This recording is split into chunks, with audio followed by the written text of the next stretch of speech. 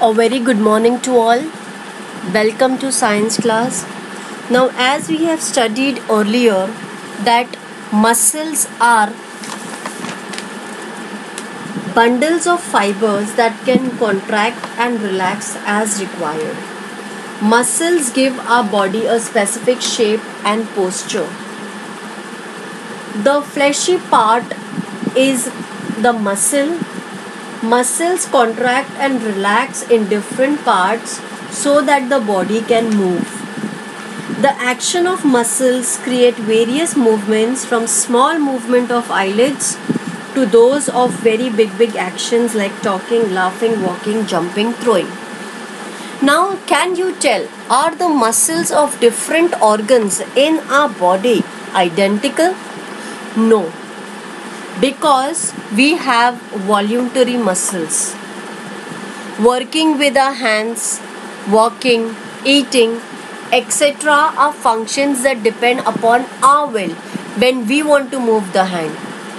Muscles used in these actions are called voluntary muscles. For example, muscles in our arms and legs are voluntary muscles. Like for example, the actions like walking, eating, it is upon our will whether we want to walk now or later, whether we have to eat now or later. All these things are depending upon our will, hence all such muscles are called as voluntary muscles.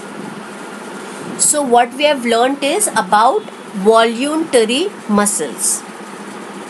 Involuntary muscles, various processes like breathing, blood circulation, digestion are vital functions.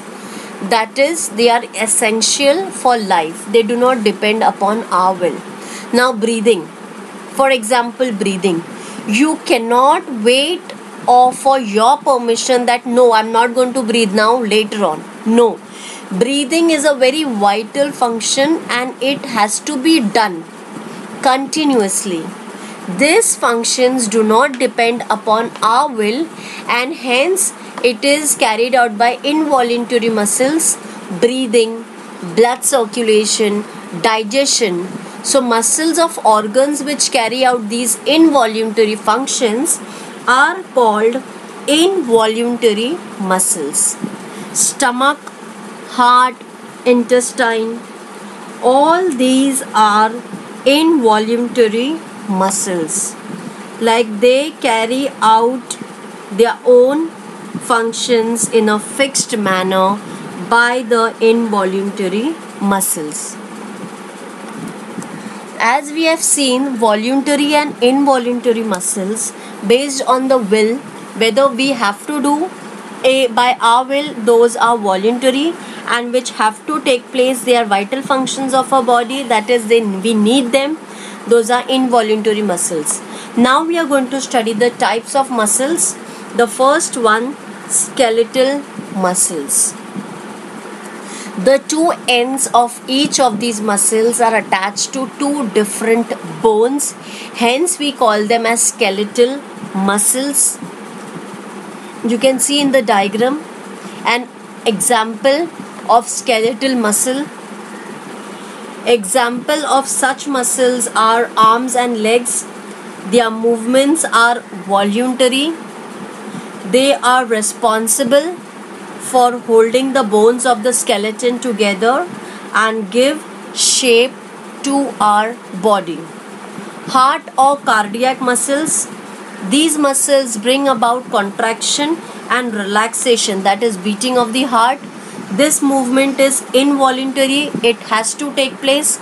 Cardiac muscles cause our heart to relax and contract continuously at a rate of about 70 times per minute.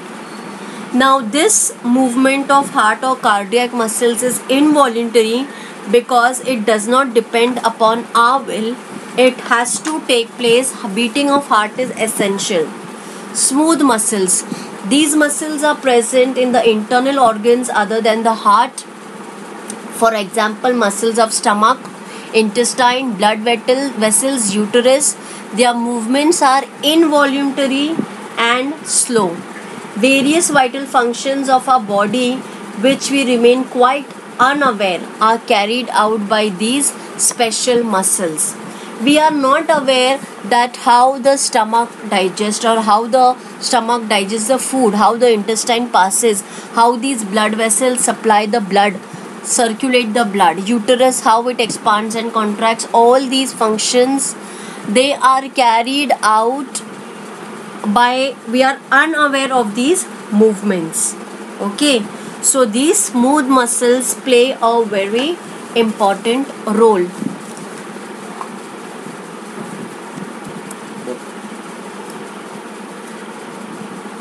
Now, how do muscles perform their functions?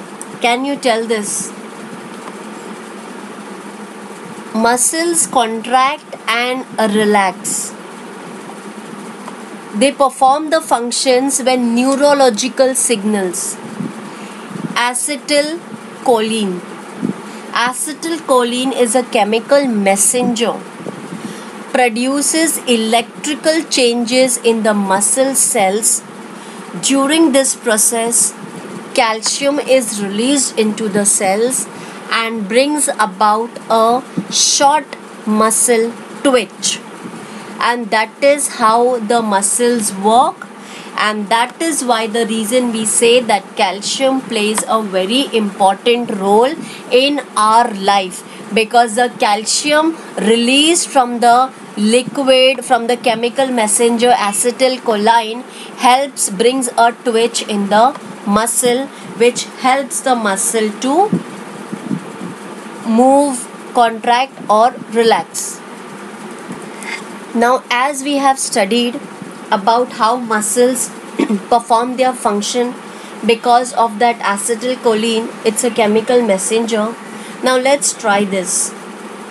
Hold your arm straight at the elbow, that is 180 degree, without closing your fist.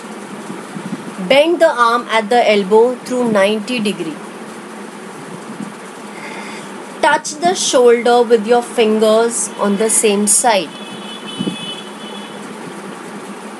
Muscles of which part of your arm are contracted and relaxed during the above three actions? Muscles in our body always work in groups. When some muscles contract, other muscles of the same group relax. This is how muscles help in proper performance of the various functions of our body.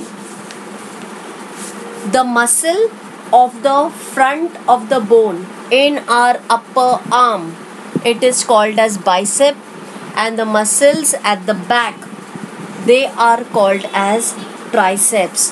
When you look at somebody's body and you talk about the muscles, it is actually the biceps, and the back part is called as the triceps. So this is how the muscles work on the basis of contraction and relaxation. Basically, the same group of the muscles work, but when some muscles contract, the other relax. I hope I am clear with the concept of muscular system. Thank you.